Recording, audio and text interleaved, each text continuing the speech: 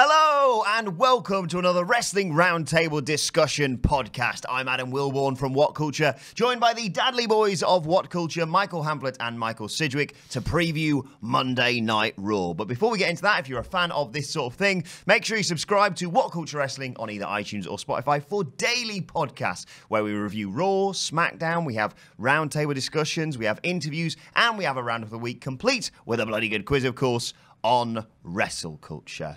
But gents, lots to discuss ahead of Monday Night Raw tonight. High hopes for the show that last week had its lowest ever rating? No. None at all. I mean, it's principally there to set up hype for TLC, but with a card so good on paper, despite the fact that the builds are never good, I'm just happy to have like a good show. That's going to be like a nice 4 hours on Sunday night / Monday morning. I don't need Raw for this. Like, I don't need Raw in my life at all. Yeah, I haven't really needed Raw since the Survivor Series. I think like we almost have kind of like looked into yet another quite exciting pay-per-view, and television like continues to get in the way of it. It is making SmackDown marginally better on a weekly basis. Raw's been so bad lately that by sort of, you know, comparison, SmackDown's felt like it's moving mountains when it's probably not. But yeah, I have no interest in the roster. Like nobody on the roster. Ronda Rousey, I'm interested in kind of in spite of what she's doing on television. So the things that people actually do to build to their feuds, I can't really bear to watch. I've got morbid fascination about one program in particular, but as a little teaser, we will get to that, and we're going to play a little game, which I'm really looking forward to. So stay tuned to the end, guys. Now, last week when we talked about Raw, we suggested that maybe they were going to try and do something big to pop a rating because there was such criticism of the previous week's Raw. That didn't happen. As I said, they had a show top and tailed with Ronda Rousey and Nia Jax, but they recorded, as I said, the lowest ever Raw rating, which may have been partially to do with Monday Night Football, but in reality, it's been a steady decline. That's the fourth time we've reported that this year that they've had the lowest ever Raw rating. Do you think they could do something big this week that they were possibly going to just do at TLC? For example, the return of Bray Wyatt. Don't know if they will. My worry is that they might, only because of what failed last week. They put Ronda on at the start of the show, and it's quite an old-fashioned trick, this, wasn't it? To like tease that you're going to get it right now. The audience tunes in, and it's actually, no, you're going to get that later. Please stick around for another 2 hours and 58 minutes for what we were going to give you 2 minutes ago.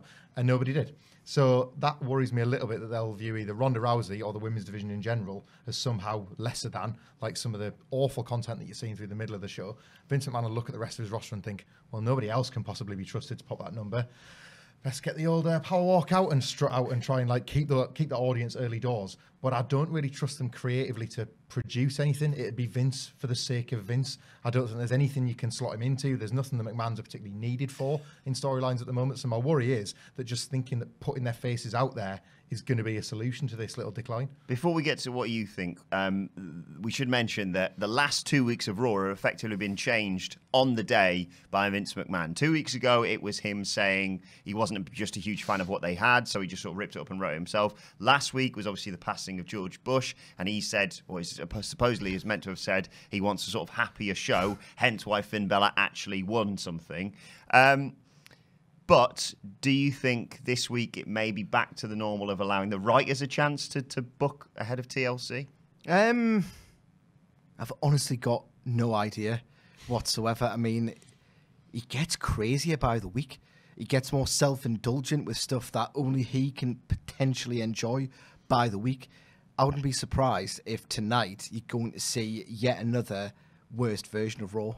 Like in fact, I predict we're going to see a terrible show because it's so much easier to like not invest and punish yourself by getting your hopes up, sort of thing. Like Raw's reached a point now where I'm from 2018, where the build to the Royal Rumble was really quite good, to just how terrible post WrestleMania season was, to the absolute banter fest that was Crown Jewel.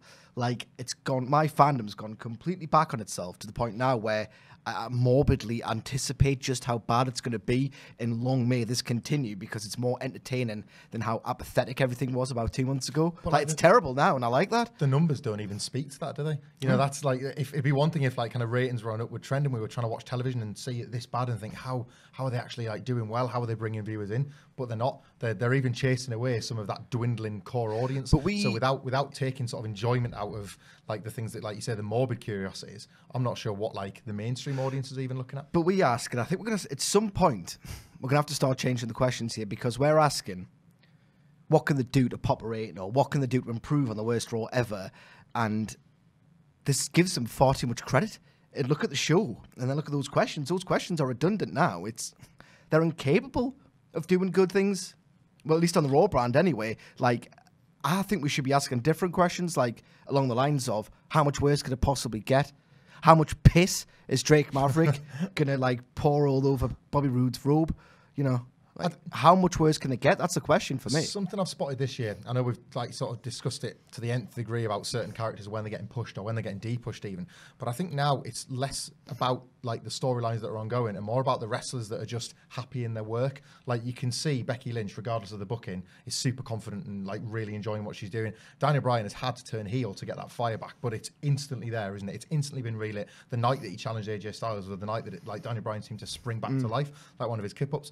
And it's at this point where like Drew last week, for the first time in this push, where I was one of the last people to kind of get on Drew's bandwagon, he cut this promo that reminded me of everything I didn't like, and then proceeded to lose. It was a really awful night for one of the most protected and preserved characters this year. And the last thing I want to see is one of the few that like was getting the push that matched his enthusiasm like dwindle away at the worst possible time of year for it to happen. I want to get onto Drew in a second, but I mentioned at the start of this that they might try and do something big. There's obviously this match planned between Braun Strowman and Baron Corbin at TLC, and a lot of speculation online about whether or not this match is even going to go ahead, whether they're just saying that he won't be there to have a big surprise of Braun coming out and destroying Baron on the night. I don't know. But yeah, do you think that we could perhaps see a replacement in Bray Wyatt, maybe even appear tonight? Possibly. I certainly think the speculation is better than anything they could do to build it. The kind of not knowing is better than the knowing in this case. If you just had Braun Strowman, having them have to come up with obstacles for why Braun can't get to Baron between now and TLC, that would be substantially worse than just wondering if he's even going to be there. Bizarrely, I think Bray Wyatt would make quite a fitting replacement. Whether or not that factors into this ridiculous general manager storyline and they steer into the banter of this new Bray Wyatt being an authority figure, I don't really want to think about that. But if it's got to be better than Baron Corbin. Like, literally anything would be better than Baron Corbin. Well, this is it. I don't even know anymore. I don't know if we should be like sort of supporting Bray Wyatt as the lesser of two evils, because, you know, frequently over the past few years, he's been the worst of those evils. He's been the worst of everything he's been involved with. Yeah, but he's getting progressively funnier. And that's all I'm interested in now. That's all I'm interested in is the banter. That's all I'm interested in. The show is incapable of being good. So if you map the recent history of Bray Wyatt, like, he's gone from WrestleMania, like getting WWE Championship matches at WrestleMania, to the House of Horrors, to getting like a bucket of red syrup and pouring it over Finn Balor, which anybody could do. You don't need to be supernatural for that. He was going to be a fat goth sister at TLC 2017. Like, I want to see this Bray Wyatt. I want to see this rubbish Bray Wyatt. I want to be morbidly entertained, like, by accident, by this terrible Bray Wyatt. I'm all for a Bray Wyatt return. He's never going to be a main eventer guy, sorry. And they're never going to do his character justice, or like the promise of what it used to be in NXT. I want to see something bad tonight. I will say this. Yes, I can only firmly believe in my heart that yes, we will see Bray Wyatt, because it can only get worse, and I want it to get so bad it's good. I'll say this for Bray Wyatt. In a year where we've had like Ronda Rousey completely reframe what the women's evolution is, we can look ahead to Becky Lynch, the man, being part of the WrestleMania main event next year. Bray Wyatt got the biggest pop for me of his entire career, like saying Virgina funny on a WWE Network program on Edge and Christian when they made him play midwife. So if this is a guy that has grasped the company that he's in all of a sudden, and he's thought, why bother farting around trying to do things, trying to be like this awful millennial Undertaker when I can just arse around and do just as well. I am keen to see that Bray Wyatt back on Monday Night Raw. Now, you mentioned Drew McIntyre there, and we sort of covered last week the fact that Finn Balor finally got a bit of a push, but it was at the expense of Drew McIntyre. What next for those two? I mean, I hated this because I didn't know at the time, obviously, about the George Bush kind of fan appeasement thing behind last week's Raw. But I hated this idea that in order to try and get them up to like a level playing field ahead of the show, rather than just continuing to push Drew and push Finn as well, it had to be give with one hand, take with the other. I thought the defeat was really reckless last week. To Dolph Ziggler as well. I don't think that characters can like absorb 50-50 booking anymore. Like, sorry, they never could. But the fans believe that 50-50 booking has to be the way. So people can just accept that he lost to Drew because that's lost to Dolph, because that's what happens on Raw. And I don't think that's the case. Like, wrestlers need these pushes more than they ever have done before. And Drew had it. And I do worry about the damage that was done last week. I think Finn is possibly beyond repair this year at least. I don't know if you try and rebuild them in the If Rumble I could be again, the sole voice of reason and enthusiasm, the rare voice of it, Drew McIntyre was eliminated in a battle royal in early this year when like it was just full of complete dorks, like full of total jobbers. A tag team one, wasn't yeah, it? it was a tag team one, and him and Dolph were like removed quite early. I thought that was like a bad misstep, but it didn't really impact on his subsequent career. So I think it'd probably be okay. But again, it was just the only word is wasteful. Like, I'm wasting my time watching this because not only like that could have been a little neat WrestleMania mid-card attraction, Drew versus Dolph. Classic storytelling. You get a wrestler who appoints a heavy purely to make himself look good. This heavy realizes, hang on, I'm getting used here, resents it, uses this like past his prime guy to like turn babyface. Then you've got like a career, you've got like a singles career going there, and they've just squandered it. They didn't even do a breakup because they just sort of absorbed Drew into this little triumvirate of big limited hosses. Not that Drew is, but the other two are.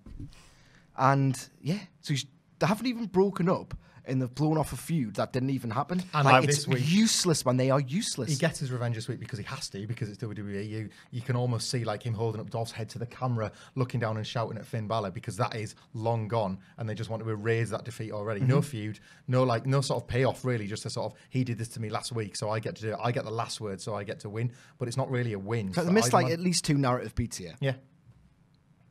Well, yeah, I think it's a very intriguing place for those two, because I don't know what they're going to do with Finn Balor this week. Yeah, it's not funny yet.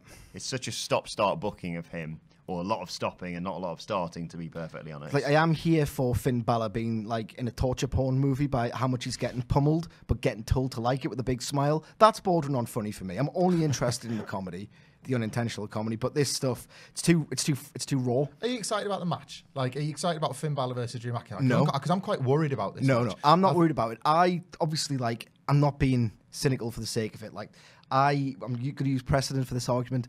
Like, I really like Drew McIntyre. I think he's got something that not many other wrestlers do. I can believe in his stuff. He looks really powerful, really shredded, and he's entertaining with it as well. Finn Balor, major fan of him, going back to his New Japan days. I think in literally any other company that has got enough money to book them, so they must be doing something right. Literally any other wrestling promotion of renown on this planet could do a better match between them two than WWE are going to do at TLC on Sunday. I've got significant concerns about it for that Because very reason. They're so broad with their storytelling this year and last. I'm getting an echo now of, can you remember Sami Zayn versus Samoa Joe at, what was it, Fastlane 2017? Yeah, the like elongated squash. It was a 2-minute match that was gone on for like 12, 13, 14 minutes. Like a total waste of time. And you could have had like a great match where one of them got over in victory and the other one sort of looked good in defeat. But instead it was this bizarre elongated squash match which did nothing for nobody, because by the end of it you were thinking that was a waste of both. I think we're going to get something like that on Sunday. I've got concerns it's going to be like really ordinary, aggressively ordinary. And that obviously Finn's had enough of them matches now that it's damaged him, like I say, possibly beyond fixing. But Drew hasn't yet. He's looked special almost entirely since he's come back, certainly to the main roster. You know, like to Creative's credit, they've done a restrained job with them too. Oh, yeah. Absolutely, yeah. Speaking of another feud, before we get to our fun end segment. I can't wait for this. Ronda and Nia. There is, from what I've read online, there is going to be some sort of segment with them and Alexa Bliss after a incredibly successful Q&A sessions with Sasha and Bailey over recent weeks. One of them. I can't like. I can't. It's funny. These are some of my favourite characters on the show, and I can't take another one. They're funny. I don't know. They're really funny. Bailey's brilliant put-downs are really funny. Bailey's like on great comic form. What was it last 2 weeks? Well, one of them was Send You Back to Hell. Send You Back to Hell, where you came from. Bang, right in the back of your head, Bailey. You deserve it for that terrible patter. And then I think the one that last week was Learn to love it. The one last week was I wish I could turn things invisible, and then I'd do it to Alexa Bliss. Oh, 1-0. What's with that cadence that you're suddenly talking with? It makes it sound like a complete and utter failure. Sasha, you improvise. I can't. Now there's going to be some sort of showdown there between Ronda and Nia. Will they trust Nia to have a pull-apart brawl 6 days before TLC? It doesn't matter if they trust her or not. They love this whole we know what the audience wants, and we know how to manipulate this horrible audience that we've grown to hate.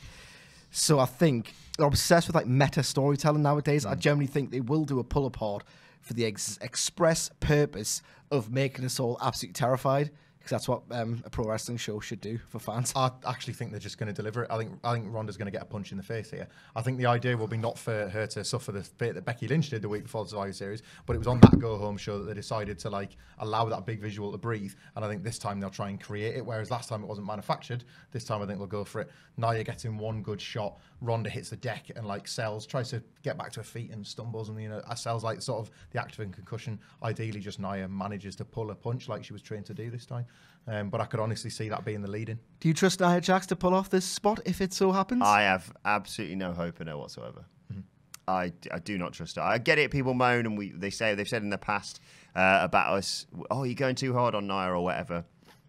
Look, when Seth Rollins injured Sting and Finn Balor in quick succession, we did the exact same thing. The thing is, and Cena obviously, he's only injured a few people, and subsequent to that, he hasn't injured anyone. Yes, before that, he hadn't injured anyone before that. Now, and the Sasha Banks thing is very different with her and Paige because no one could have really predicted that. But now, with this, it's person after person after person. She's never had a grace period either. I always repeat the fact that when Brian Alvarez announced that she was sort of the catalyst for Becky Lynch missing Survivor Series, someone followed that tweet up by saying to him, look, here's a list of all the people she's injured and how she's injured them. And even just shortening it to the same injury was suffered by this person, this, couldn't fit it all on a tweet, even with the extended 280 characters. You know who wasn't on that tweet? I don't think. At least there was along similar lines, there was a big comprehensive Reddit thread on Squared Circle, like a history of unsafe working practices. Ember Moon wasn't on that tweet, on that. Maybe not the tweet, but certainly not on the Reddit thing, so Control and F and cross-referenced. And Ember Moon's husband, Matthew Palmer, last week tweeted, hope that unsafe moron doesn't hurt my wife. And we can infer two things from that. One, Nia Jax is injuring people we don't know about, as opposed to literally injuring everybody else, which we do know about. And that all this stuff about this brotherhood and sisterhood of pro wrestling where, you got like your Bubba Rays and your Taz's coming out to leap to people's defense, that's a load of bollocks, because you've got Ember Moon's clearly having a bit of a gripe with her husband at home saying, God, that idiot, man, ruined Survivor Series. I've got to wrestle next week. I can't sleep. I'm scared, Matthew. I'm scared. It's all right. It's all right. I'll tweet you about this. I'll tweet about it. It's fine. I think in this era of so few stars having any heat, WWE are absolutely addicted to the hit of heat, and they'll stare into this like they stare into everything else that gets the tiniest. There will be a pull apart. They love it. They love it. Like, and it can. There's no rules to this anymore. So like sometimes like a guy will get like loads of stick on Twitter, and they'll stare into that heat. Sometimes it's just stuff with the live crowds, and they love that. Sometimes it's Brock Lesnar like bloodying somebody up, even though they've banned blading, as if that's somehow a safer practice. Any kind of heat they can get their fix from, including what Nia did to Becky. They love it. It doesn't matter if it flouts PG, if sponsors might not like it, if it goes against booking. They're just, I think, so desperate to claim it because they know they can't create it like they used to. They said the word dismemberment on Raw about 3 weeks ago. They'll take it all. Oh. They'll have some of this. Right, let's wrap up with a quick look forward towards Seth Rollins versus Dean Ambrose. Now, the match... I don't know if I was blinded by a spotlight over there or the twinkle in Michael Sidgwick's eye when you said that. The match itself at TLC is going to be really good. Yeah. I'm still excited about it, like you said earlier, in spite of what they've been doing on Monday Night Raw. But ahead of this week's segment, where you anticipate there's going to be more coming together between the two, and obviously Dean's got the upper hand recently, we're going to play a game called Guess the Prop. And what I want from you two is to name the prop that you think Dean Ambrose is going to come out with last week. To fill you in, recent props have included a handkerchief. He obviously had the needles in the arse the other week. And then last week was, of course, his Bane cosplay with his gas mask. Mm-hmm. So this week, what prop is Dean Ambrose going to come out with? Because people smell. Right. I've been thinking about this. There's a strange little sub-thread of the storyline in which... And it's been happening quite a bit throughout the year. Both Seth Rollins and Dean Ambrose have issues with punctuation. Have you noticed this? Go on. Like, wasn't it... who was late last time? Was it like Seth Rollins was looking for Dean Ambrose? Oh, yeah. Dean Ambrose is either late or he doesn't like to turn up at all.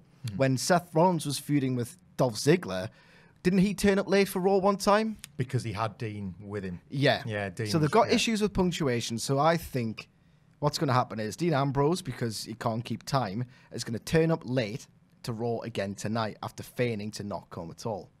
Now, he's going to turn up in his car, and you're going to see, oh no, there's Dean Ambrose, he's in his car, and they're going to roll the window down, and there's going to be dangling from the ceiling of the car just loads of air fresheners. I literally wrote that down. I wrote magic trees down in mine. Loads of magic trees, and just saying, like, I just need to stay here and luxuriate in the smell of fresh, nice, manufactured air, because it's so much better than the fetid stench of insert name of City X.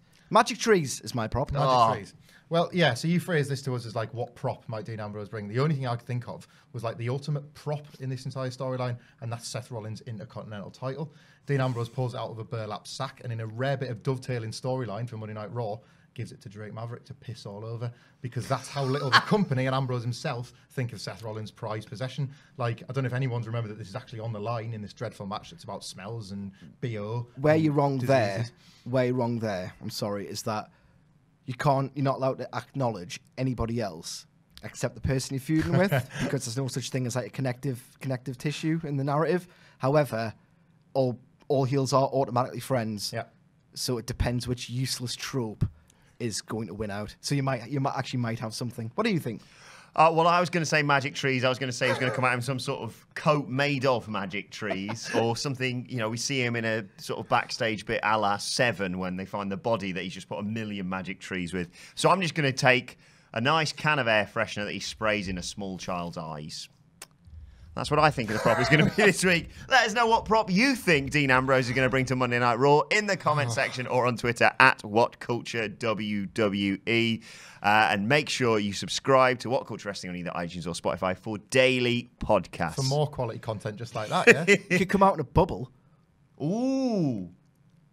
I like that. You could come out like in a bubble. I do quite like that, yeah. Like one of those ones that you see where like people do it on rivers where they kind of run into each other. Like the five-a-side football. Yeah. Come out in a bubble, and then, because it would be really funny, WWE funny, Seth Rollins could get behind... WWE funny. Like, Seth Rollins could get behind the bubble, send him all the way down the entrance ramp. Or a giant cartoon needle, just to pop the bodies. Yeah. Let us know your thoughts in the comment section below. Don't forget to like, share, and subscribe. My thanks to the Dudley Boys. Great content. Thank you It's wonderful content. for watching, and we will see you soon. Bye. Violent energy. Project from a casting. Shooting forward into the knees of Jacob. Cleo with the elbow. The chemical.